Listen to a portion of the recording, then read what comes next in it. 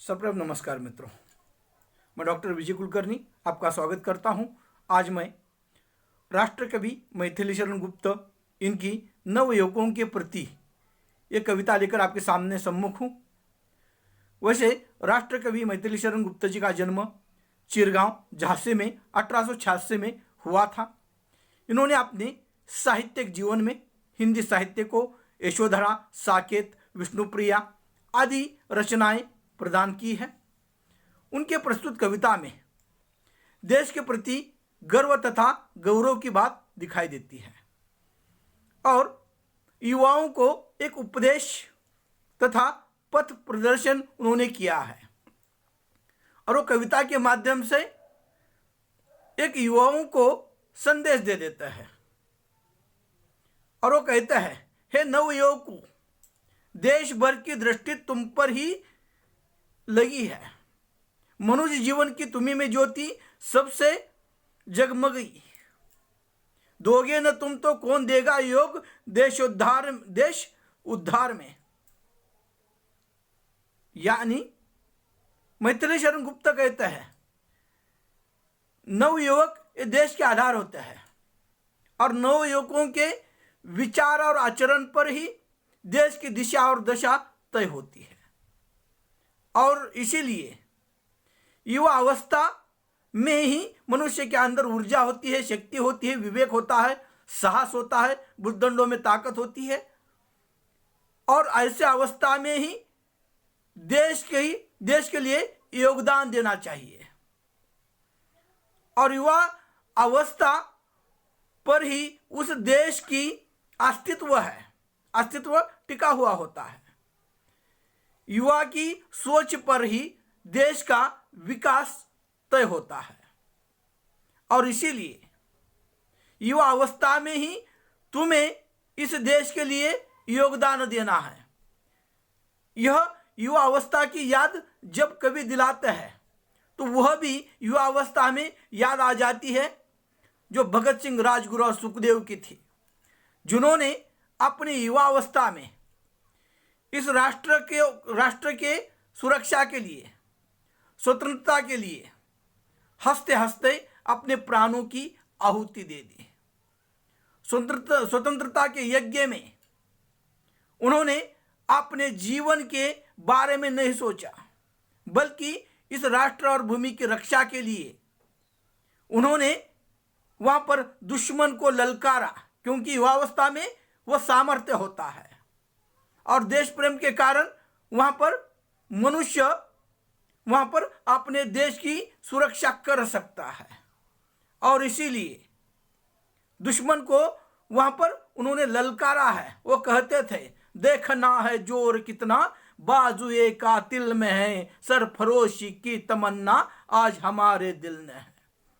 ये युवावस्था की स्थितियां थी और उस युवावस्था को लेकर वहां पर कवि भी हमें याद दिलाता है वह युवा अवस्था किस तरह से होती है। युवा अवस्था में बुद्धदंडों में सामर्थ्य होता है और उस सामर्थ्य के बलबूते पर हम इस देश को वहां पर योगदान दे सकते हैं, देश का विकास कर सकते हैं। और तुम्हें इस उम्र में ही, इस अवस्था में ही देश के लिए वहां पर कुछ करना है, योगदान देना है। और उनके जो सपने थे युवा अवस्था के, भगत सिंह, राजगुरु और सुखदेव, युवा अवस्था को लेकर मैं उदाहरण दे रहा हूं। उनके जो सपने थे युवा अवस्था में, उनके ओटो पर जो गीत थे, रंग दे बसंती चोला,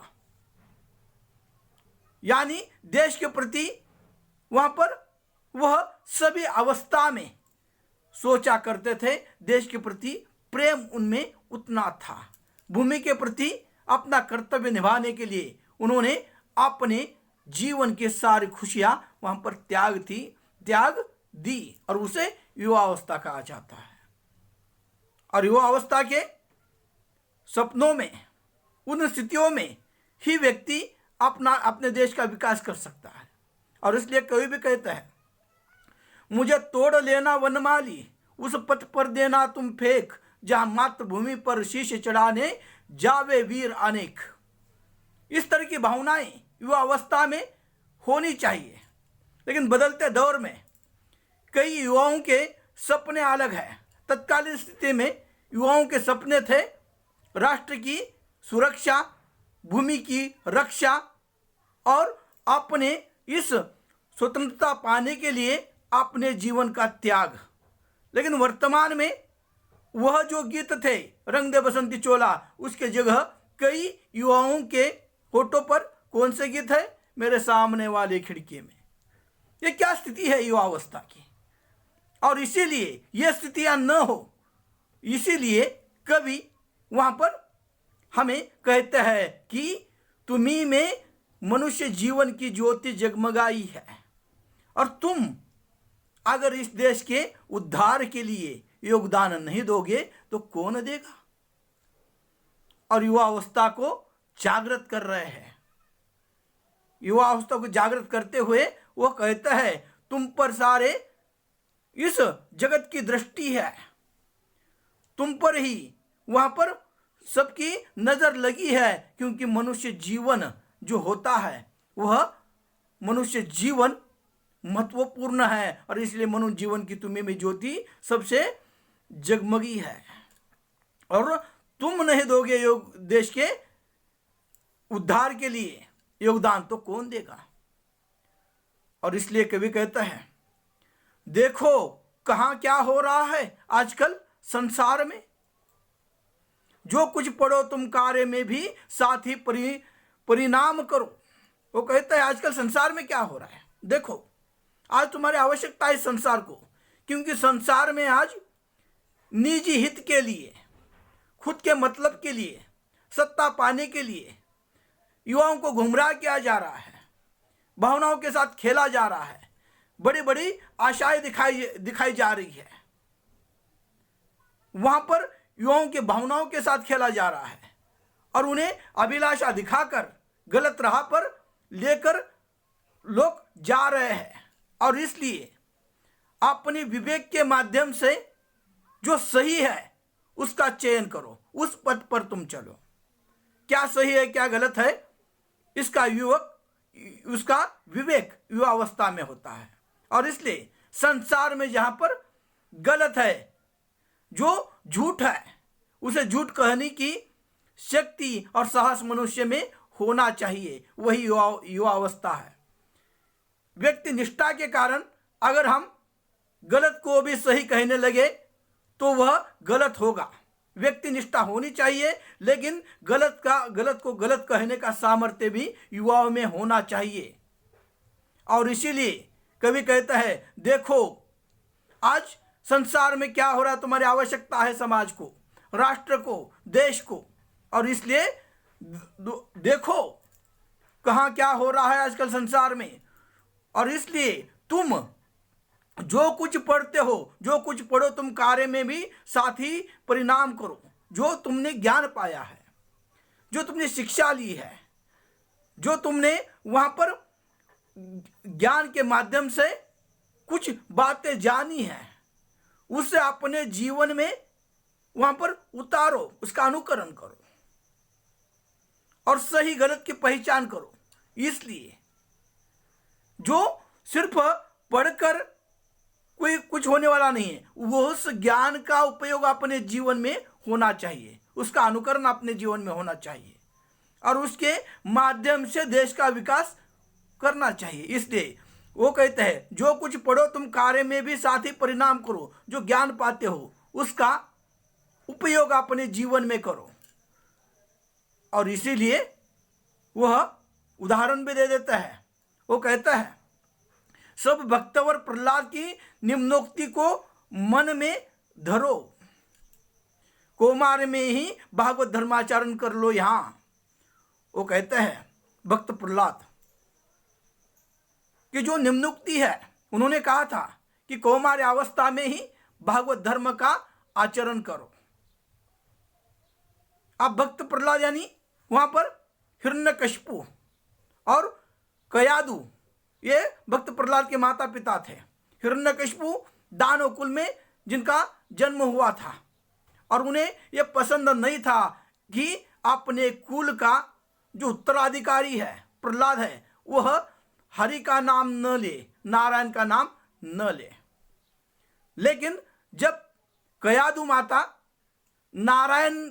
भगवान नारायण नारद मुनि उनके वह झुग्गी में थे, झोपड़ी में थे, तब उनके गर्भावस्था में वहाँ पर नारायण के द्वारा नारायण नारायण जो नामस्मरण होता था उसका परिणाम वहाँ पर कयादु के गर्भावस्था में हुआ और उसमें जन्मे भक्त प्रहलाद वहाँ पर हरिभक्त हुए और उनके जीवन का लक्ष्य ही बना हरि नारायण। और उन्होंने भागवत धर्म का आचरण किया और भागवत धर्म में क्या है? शिष्टाचार है, नैतिकता है, जीवन का उपदेश है, जीवन में सही गलत क्या है ये दिखाने का वहाँ पर भागवत के माध्यम से, ग्रंथों के माध्यम से उपदेश दिया गया है। और जीवन में नैतिकता उस धर्म के कारण आ जाती है और इसीलिए कहता है कि तुम भक्तवर प्रहलाद की निम्न उक्ति को ध्यान में रखो और उसमें कौमार्य अवस्था में ही भागवत धर्माचरण कर लो, जीवन में नैतिकता के लिए, जीवन में सही दिशा के लिए, जीवन में वहां पर अपने मन का विकास करने के लिए, मोह से दूर रहने के लिए। और इसलिए उन्होंने कहा है कि तुम भागवत धर्म का धर्माचरण कर लो। वह मैथिली शरण गुप्त जी अपने अगले कविता की पंक्तियों में कहता है, नर जन्म दुर्लभ और वह भी अधिक रहता है कहाँ। यह मनुष्य जीवन बहुत दुर्लभ है, इतने आसानी से नहीं मिलता और वो लेकिन वो ज़्यादा समय तक टिकता नहीं है। जिस तरह से पानी में बुदबुदे होते हैं, पानी का बुदबुदा ज़्यादा समय तक नहीं टिकता और उसी तरह से मनुष्य का जीवन है, वह एक दिन समाप्त होने वाला है। लेकिन जब तक हम जीवित है वह तब तक हम अच्छा कार्य करें और इसलिए नर जन्म दुर्लभ और भी अधिक रहता है कहाँ, वो ज़्यादा दिन टिकता नहीं है।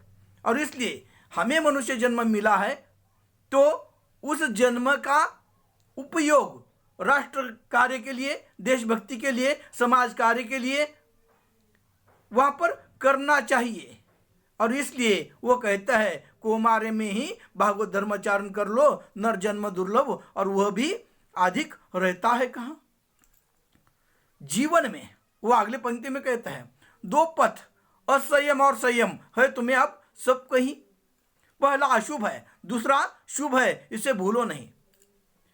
जीवन जीते समय मनुष्य के सामने दो पथ है, दो रास्ता है, दो मार्ग है।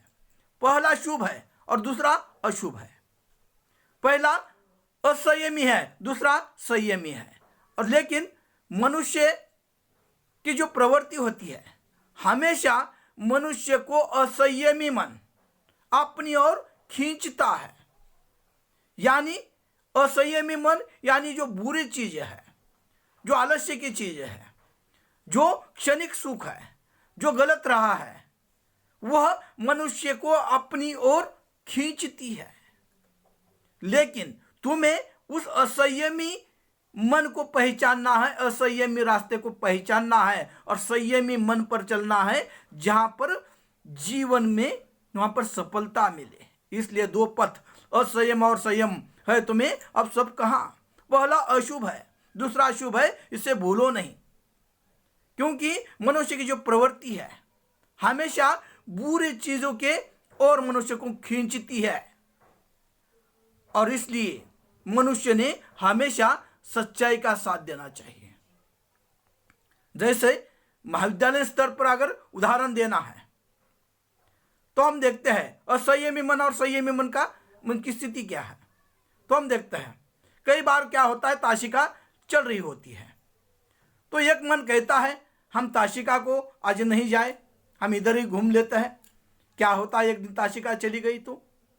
लेकिन दूसरा मन बार बार कहता है नहीं, हम जब घर से निकल रहे थे हमें 8 बजे आना था, लेकिन मेरे पहले ही मेरे माँ उठकर वहाँ पर मेरे लिए उन्होंने रोटी बनाई है, आते वक्त जो पिताजी ने कुछ पैसे दिए हैं, अपने सारी इच्छाओं को मारकर उसमें से जो पैसे बचाए थे वह मेरे लिए, मेरे पढ़ाई के लिए दिए हैं और मुझे ताशिका करनी चाहिए।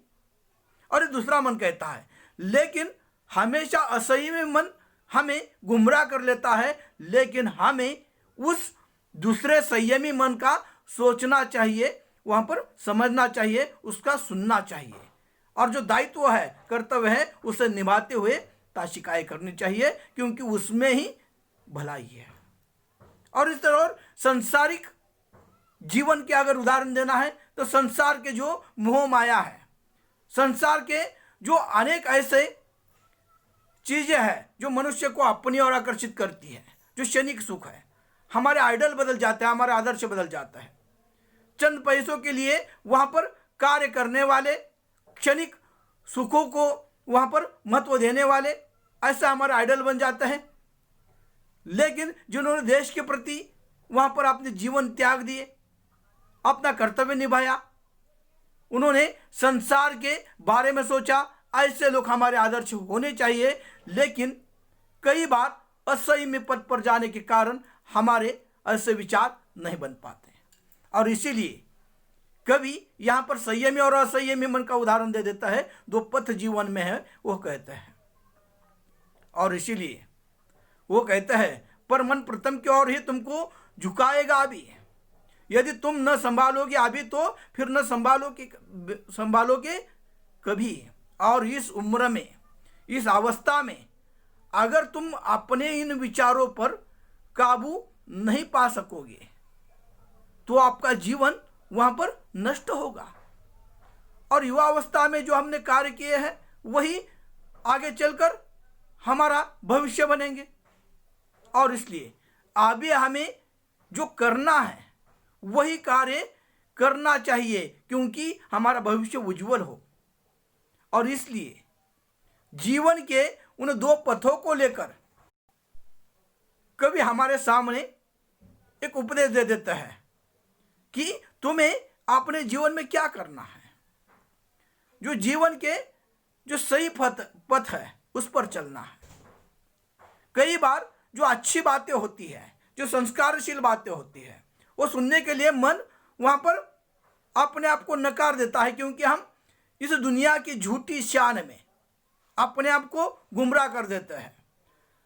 हमें लोग वहां पर गुमराह कर देते हैं, हमारा मन कहीं पर गुमराह हो जाता है, लेकिन वह असंयमी मन होता है।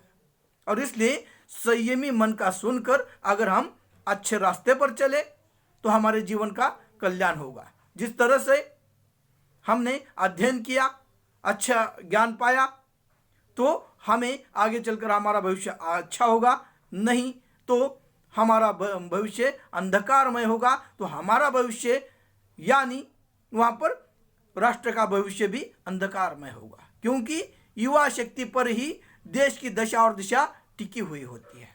युवा जो सोच रखता है, युवा जिस दिशा में जाता है, युवा जो आचरण करता है, उस आचरण पर, उस विचारों पर ही देश का भविष्य तय होता है। और एक उदाहरण अंतिमता मैं दे देता हूं कि आचरण किस तरह से होना चाहिए राष्ट्र के प्रति। एक बार स्वामी विवेकानंद जी जापान चले गए थे। जापान में चले जाने के बाद उन्होंने अपना कार्य किया और वापस जब लौट रहे थे उन्हें भूख लगी और अनायास उन्होंने इधर उधर फल देखे, लेकिन खाने के लिए कुछ नहीं मिल रहा था। तब उनके मुख से एक शब्द निकल गया कि एक कैसा जापान देश है, खाने को फल तक नहीं मिलते। और उसी दौरान वहां पर एक चने बेचने वाला युवक, रेलवे स्टेशन पर चने बेचने वाला युवक, उसने यह स्वामी विवेकानंद जी के मुख से निकले हुए वह जो शब्द है सुने और वो भागता हुआ चला गया। उसने फल खरीदे और लाकर स्वामी विवेकानंद जी को दिए। तब स्वामी विवेकानंद जी ने कहा, इसका मूल्य क्या है? तो उस जापानी युवक ने स्वामी जी को एक ही कहा, इसका मूल्य कुछ नहीं है, लेकिन एक बात ध्यान रखिएगा, क्या आप अपने देश में जाकर यह मत कहिएगा कि जापान में फल नहीं मिलते क्योंकि इससे मेरे देश का नाम खराब होगा। और इस तरह की राष्ट्रभक्ति की भावना युवकों में होनी चाहिए। भले ही वो युवक जापान का था, लेकिन उसे उसके देश के प्रति जिस तरह से प्रेम था, उसी तरह से हमें हमारे देश के प्रति प्रेम होना चाहिए। और यही भावना, यही संदेश इस नव युवकों के प्रति कविता के माध्यम से कवि हमारे सामने रखता है। नमस्कार।